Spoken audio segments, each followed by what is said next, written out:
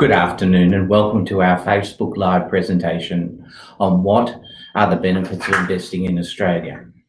It is part of a series being presented by Projects RH. Projects RH is a services company based in Sydney, Australia, which assists projects to link with money. Part of our business is also to assist candidates who want to immigrate to Australia using investment visas. Our role, however, is to link the projects with money. I am Paul Raftery, a director of Projects RH, with over 25 years' experience in investment making and its financing processes. I've worked in investment decision making in Melbourne, Brisbane, and Sydney, each for about 10 years, and have spent time working in Jakarta, London, Manchester, and Houston. My academic background is in finance, economics, accounting, and law. My early professional experience was with large international companies which had defined investment processes. My perspective, however, is that of a corporate treasurer, and that's why it's important today I have a banker with me who sees the world slightly differently. Today, Projects RH works in a number of sectors, and that's demanded by what our clients are interested in. Currently, I'm working in allied health, renewable energy, confectionery, and fintech, but to name a few. In Projects RH, the focus is based on Australia, and its sister company, Tabatinga, based in Singapore, has a global focus. More can be found about our company on the internet at our website. Our Managing Director, Carmenza Julius Jano, is an engineer with extensive experience in Latin America and now in Australia. She would welcome any questions you have if you would like to put them in Spanish. Today I am joined by my friend John Michel.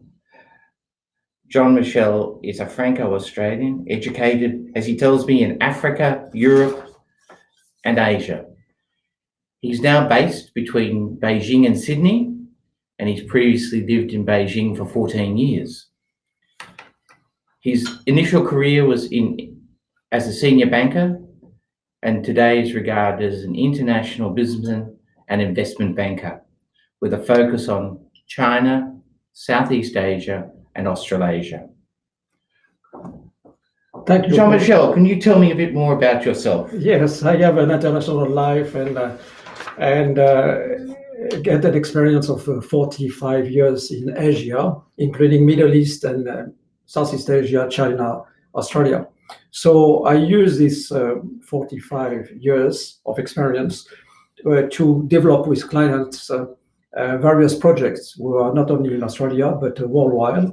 And I covered several sectors of energy, oil and gas, but also clean energy, construction, also fintech, and VCP and cryptocurrency. So basically, I follow the trend of what the world is moving and giving application with this blockchain and cryptocurrency.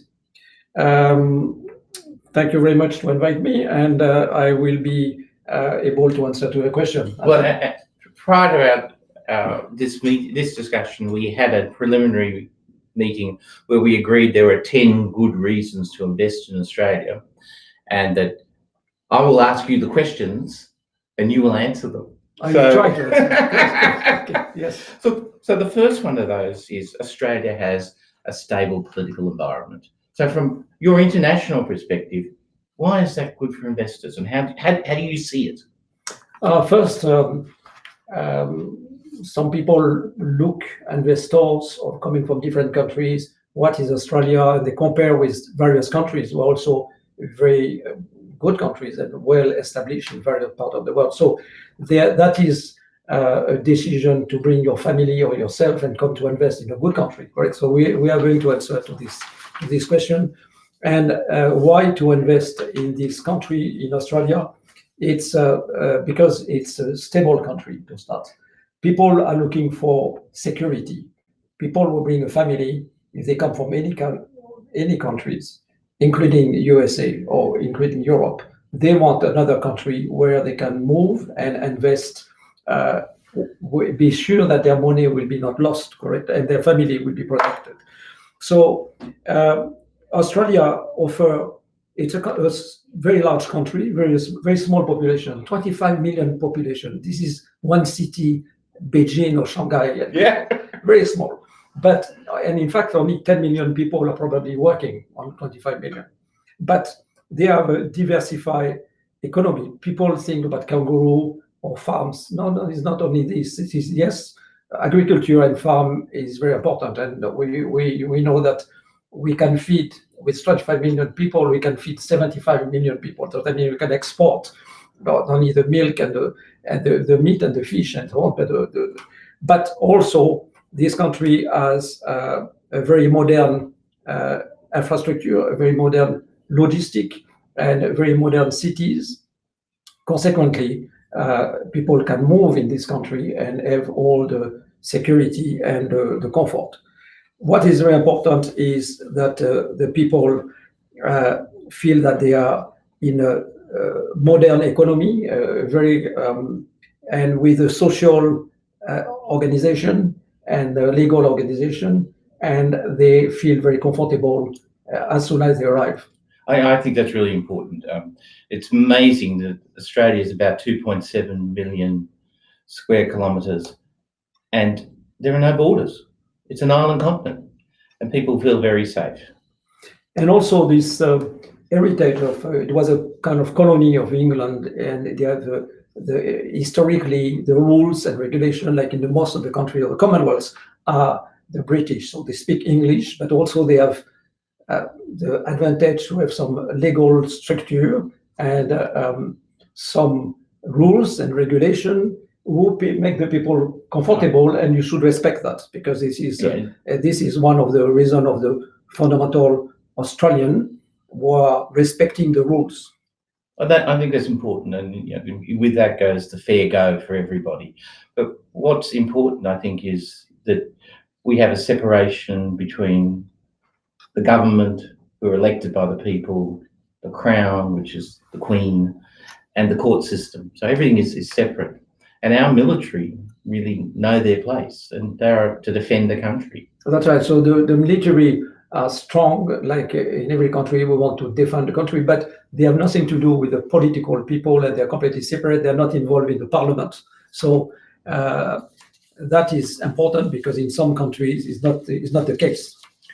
Okay. The second is Australia is a top 15 world economy.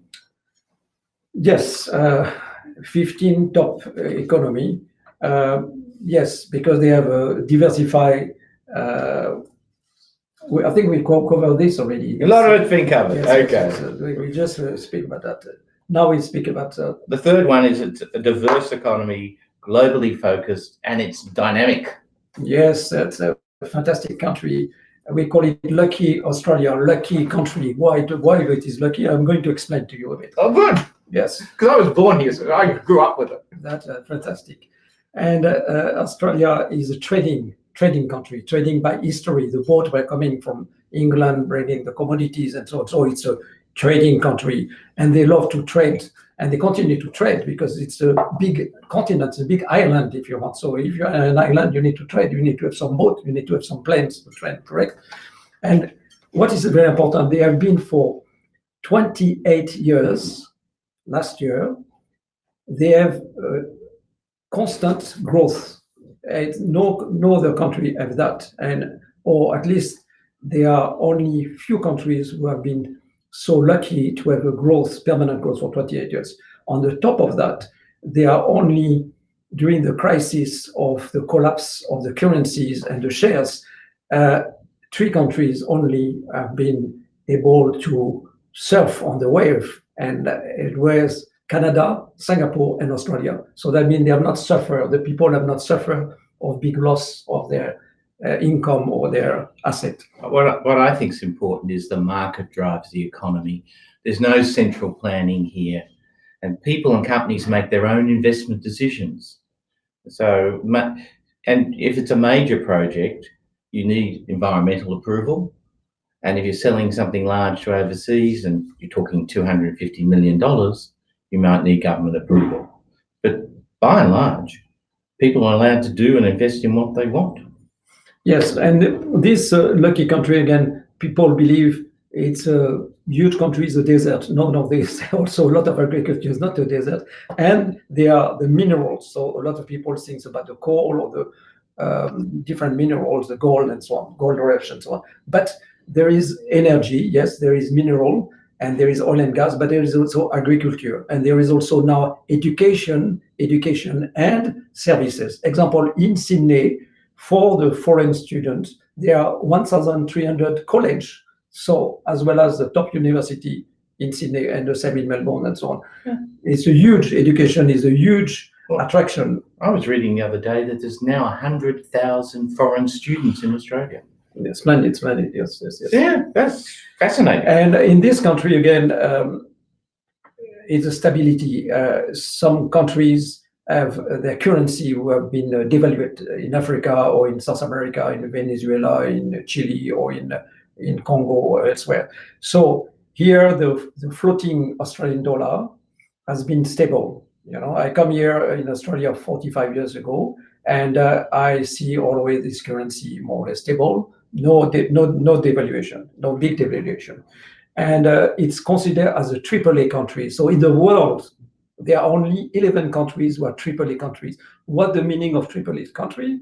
AAA country means that it's internationally recognized as a country where you can be investing with a certain security and a certain rating, and people can believe that this country will continue to perform in the future the same way they performed before. And this is reviewed every year. And each state has a rating. Okay, so Australia is at the top of the border investment. Okay, our fifth point is there's a recognition in Australia that the strength of our economy depends on international investment. So foreign investment is welcome.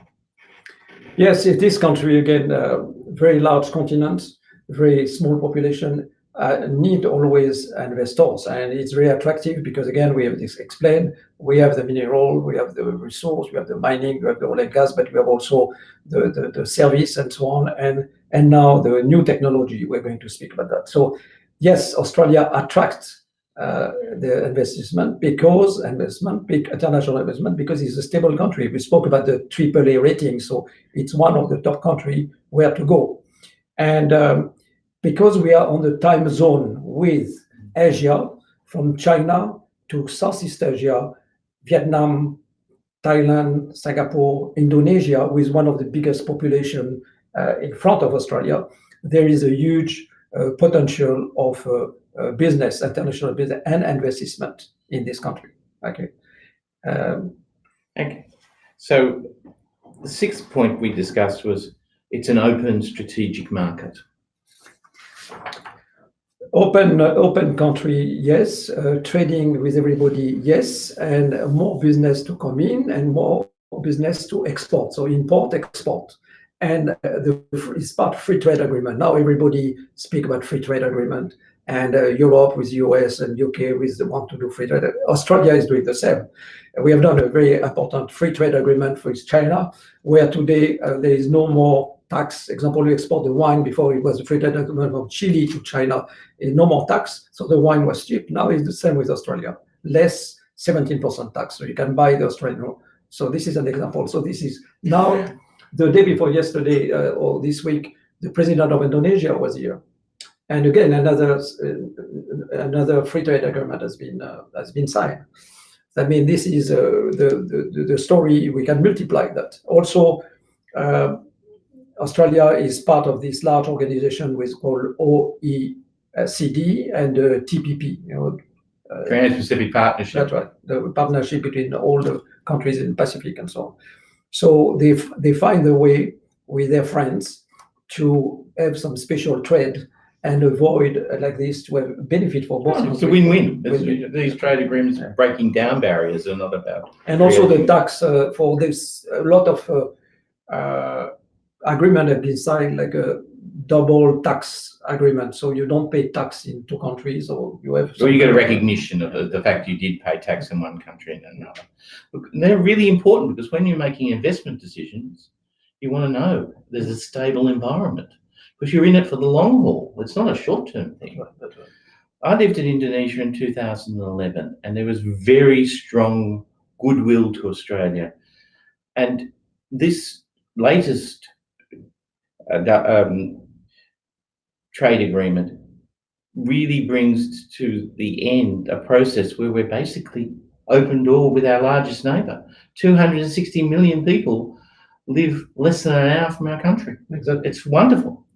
Sorry, I digress. The seventh was we have an independent central bank. Yes, that's important again for the stability of your monies. If you want to invest in this country, you need to have a good organization, and the central bank, the Reserve Bank of Australia, is not controlled by the political party, so it's independent, and they can control and manage the interest rate, the domestic liquidity of this country, and also the stock, as well as the reserve of gold and the foreign currencies. Okay, that is the job of this central bank, Reserve Bank of Australia. That also, we have a very good stock exchange, so it's Australian Stock Exchange, ASX, and again we have a lot of domestic companies who are listed there, but also foreign companies who come from US, from Israel, from anywhere, come to be listed here. So that means that it's attractive to be listed in this country. And again, Australia, as I mentioned that before, has performed very well during the crisis. Only 3 countries can be comparable: Canada and Singapore. Okay, the person who was running the banking system for those 4 Australian banks that did so well was the Reserve Bank, the independent Reserve Bank. But I guess they must be doing something right in managing the currency because they keep paying big dividends to the Australian government each year. So, look, you're right about the Australian Stock Exchange. It's got about 2,600 stocks on it, and 10% of those have no link at all to Australia. They come here because it's an A-class world exchange, and they can get listed and raise capital where they can't elsewhere in the world. So other people think it's a good place to come. Sure. The 8th point, which investors tend to like to discuss, is Australia is widely regarded as the 3rd best place in the world to live. Now, you chose to live here, and we've lived overseas and come back, but perhaps you could explain that to us. Yes, and perhaps a good example of someone who has experience. I live, in fact, more than 3 years in 14 countries since I am born, from the Pacific to the Africa and to the Europe and the Middle East and Asia. So by going to all these countries and working in these countries, I compare with Australia. Australia is, yes, the lucky country. Australia, yes, is very stable, has a very good quality of life. There are different climates, different cities, from the humid and hot to the colder states, like Tasmania, example, or Melbourne, Sydney. Very good climate generally. Top education, so that's very important because you want your children to be educated. Everybody wants their children to be educated, and if you have a family, that's a splendid offering school with that private school, but also public school, and everybody has a chance. Okay. What I think is also important is that Australia has a very large capital market because it has the 4th largest pension scheme in the world, and those funds have to be invested. And predominantly people are looking for a domestic investment, so they're in dollars, and they're looking for opportunity. So there's this amount of money each week that comes in that gets invested in the economy. Yes, and also for the education means also you can find quickly a job in this country. You can be at any kind of level. It's a country will give you a chance. Their organization, we can train you to get a job and not to be unemployed. So not only you can do the college, you can do university, but also if you come as a qualified technician, engineer, or whatever, you can very quickly find a job, easy to find. Not too much on right now. 26th of January was Australia Day, and Commenza and I hosted some young Colombian visitors. They actually just couldn't believe how we celebrated, and it was a wonderful sunny day on Sydney Harbour, but they have gone back saying, we're returning. It's a wonderful way to live. Yeah, exactly. The ninth one is... I would like to add that in this country, you have, again, security, safety. Like I jog the morning at 5 o'clock in the morning, and nobody will kidnap me or arrest me. A woman can walk on the street. She's not going to be touched or aggressed and so on, or make even some remark to her. People respect everybody. And today, that's changed dramatically since 45 years when I come. It's a very multiracial country with so many immigrants coming from Middle East, South America, India, China. So it's incredible. It's a pleasure to have that. Ninth is Australia has leadership in so many areas. Yes. Australia wake up from, again, the colony, and Australia wake up from a normal system of a lucky country. But today, it's not enough to be lucky country. You need to be active. And Australia is very much a service with the best lawyer firm, the best accounting firm. And now today, moving to the VC, PE, and new invention and blockchain and cryptocurrency. So this tendency done by young entrepreneurs and so on, and pushed by also the government, is to apply this example, the blockchain, to all kind of industries. So the blockchain will be used for the medical, blockchain will be used for the education, blockchain will be used for the logistic, etc., etc. And these things can be exported. So one of the great things is not only do we train people in them, but we build the products so they can be exported. I think you're right. Just before Christmas, I was talking to a Chinese banker who said he was being told that he could be told where his steak had come from. And I had explained to him we had this technology called NILS, N-L-I-S. And this tag on the beast was put on shortly after birth. And via satellite, we knew everywhere the beast had gone. It was a cow, a buffalo or something, and you can follow it. Yeah, that's right. And so they were actually able to tell him what part of Queensland the cow had been born. We have that technology and we just have it every day. Mm-hmm. Yes. We're getting some questions in, so we should answer those. The first one of those is, what do we consider are the good opportunities right now? Again, that depends for the young professional. So young professional, anything will be possible for you, but depends what you want. If you're an engineer background, or if you like agriculture and so on.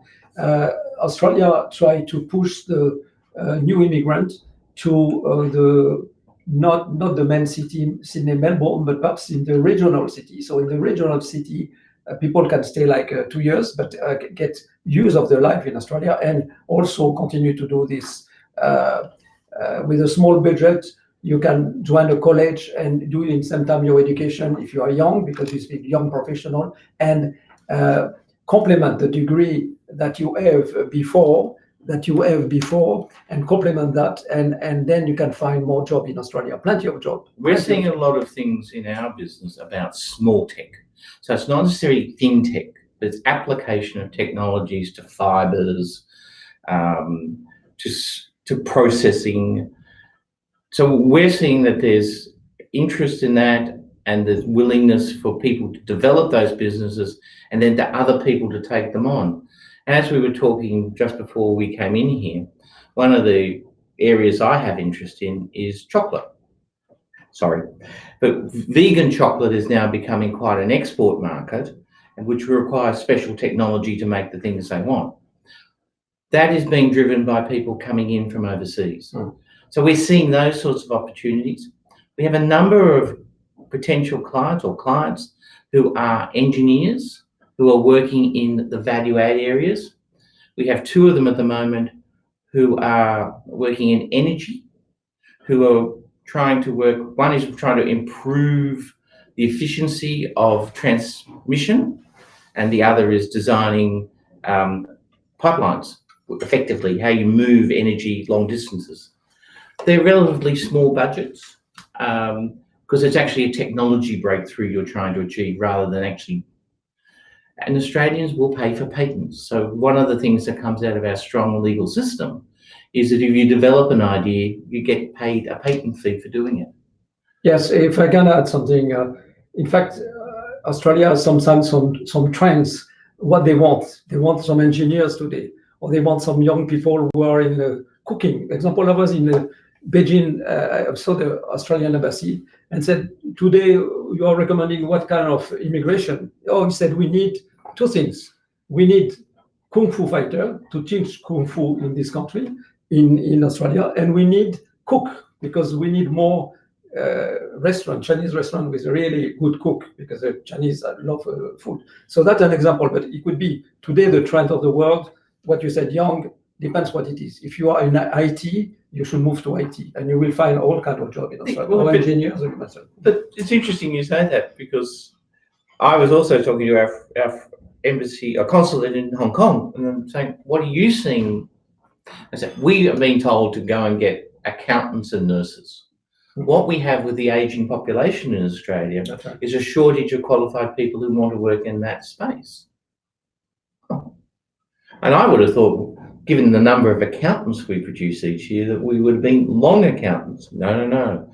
We have always, in the last 50 years. Yeah, but the medical is certainly a top priority worldwide, and Australia can train through the medical center, hospital, and so on, a lot of young professional. We do have a lot of medical research that goes on in Australia, and those opportunities are not just for the professors. You need a lot of skilled technicians to do the experiments, do the blood cultures. So we are seeing a lot of demand for that as well. Okay, Kimenza, you have another question for us. What are the good opportunities right now? What do you think you go into? Jean-Michel? Good opportunities, again, depends in what you want to invest. If you are an investor with a lot of money or a small budget, but if you want, there are, again, acquisition of real estate with a fixed asset with a return. If you acquire a small hotel or something, depends what you want to do. So generally the fund, if it's this kind of, they look for an investment with a return minimum of 5%. Okay, normally some people who are building, they want a return of 20%. So otherwise, there are all kinds of opportunities. Again, in agriculture, opportunities, industrial opportunities. What are the most active sector of investment? Again, Australia is in this lucky country today. We are speaking about active sectors, everything with service, because Sydney, Melbourne, the biggest city, have top lawyers and banking and lawyers. That is, but also industrial. You can be in oil and gas, you can be in mining, and be in a platform somewhere in the sea. Yes. As a oil and gas. Okay, so friends of mine are actually based in Brisbane, but do most of their work currently in Eastern Europe and Northern China. So the service base from Australia is huge. What we though see is a lot of people with about $1 million to invest. Yes. So that's sort of the number they have, and what they want to do, to be frank, is have the opportunity to get an investment visa. What sectors are you seeing as the space that they should be looking at? What we're seeing a lot of people who's coming in with innovations in food processing, pharmacy, processing of agricultural goods with a vision of export. Are you seeing similar, or are you seeing something different? Yes, absolutely. In fact, the government of Australia will push this kind of visa quicker if their investment go to the right direction. They like also to them to invest in the new companies who are sexy and trendy and with a chance to grow properly. And for sure, it's all for export, having the right technology. The challenge. How is the coronavirus affecting the Australian economy? But this is only a temporary problem, and it will unfortunately we will have this kind of crisis not only from China, from India, from Africa, or from other continents, because this is just a germ a flu, if you want, a specific flu. Unfortunately, this one is killing people, and it's going quite fast until they find the thing. So that does not affect too much Australia. The people who arrive, they take the temperature. The one who are they can go to quarantine for 14 days, like some students recently, because they come from university from China. So they spend 14 days in quarantine and they are out. So that's just for prevention. So there are very little case here. I was speaking to the chairman of a medical research institute in Melbourne yesterday, and he said to me, as far as medical in Australia, it's no worse than the average flu in Australia. It won't be an event here. The real thing is, how does it affect the economy? It will affect some people's views on investment, but more importantly, some export markets have temporarily reduced. Australia gets 30% of its exports go to China. I think there may be some blips, but in the long term, China's going to have to keep importing food. It's going to have to rebuild its infrastructure. So it's going to need energy, iron ore, and all those other things, minerals that go into building. So China is intending over the next 10 years to move from 50% urbanisation to 80% urbanisation. That's a massive development that's got to happen. And the materials and insights to do that are going to have to be imported. So in the long term, I think what's going on is a blip in the cycle, and we will all emerge from it prosperous. Yes. Okay, Commensals, next question is, look, I think Australians have a wonderful can-do attitude. What they don't see as problems, they see as opportunities. So what we're seeing around the world are opportunities to apply our skills and knowledge. The final one. On that, I agree. The Chinese said, when the water is not clear, it is the better time to fish, and this is exactly what it is, opportunities. Our final point is Australia is a leader in investment management. Would you like to comment on that, please? Australia's, because of the diversity of our market, we've become very good at managing global portfolios. Yes. So we have people with the skills that say, these are good investments in Australia, which can link to investments elsewhere in the world. Yes, as you mentioned, Australia is one of the countries who have the biggest retirement pension and so on, and $1 trillion of money. So it's a very good reserve. And consequently, behind that, there are a lot of merchant bank and well-developed some funds. And these funds are very well organized and very secured investing. So this kind of model has been copied, and a lot of people do the same kind of funds overseas, looking at what we have done in Australia. So the funds can be investing in all kind of industry again, including in new technology, bio, and so on, or it could be in agriculture, it could be in real estate investment trust, example. So you have all kind of funds, but they are a model and is working very well because, as we said, Australia is it's a country of service, and we have these top people, banker, merchant banker, lawyers, and accounting people. Many thanks, Jean-Michel, for these comments. Pleasure. And for your time today. Excellent. Australia continues to welcome those who can add to its economy and to its story. It's a land that needs investment, and the people here know it. Australia's economy is continuing to grow, and it's a story we welcome others to be part of. As Jean-Michel said, we're a multicultural country today. We have a number of world-class incubators and fintech projects. Many more opportunities are welcome and supported by the government. Entrepreneurs seeking investment opportunities for themselves and their families can come into Australia and get assistance from government, foundations, and universities, plus early stage investment from venture capital funds and private equity. Jean-Michel, thanks for joining me today. Thank you very much to you, Paul, and I appreciate it. Next Wednesday, you're all invited to our next discussion, everything you should know about venture capital funds in Australia. It will be led by Graham Kinder of River Gold Capital. All that's left for me to say is thank you again, John Michel, and goodbye to you.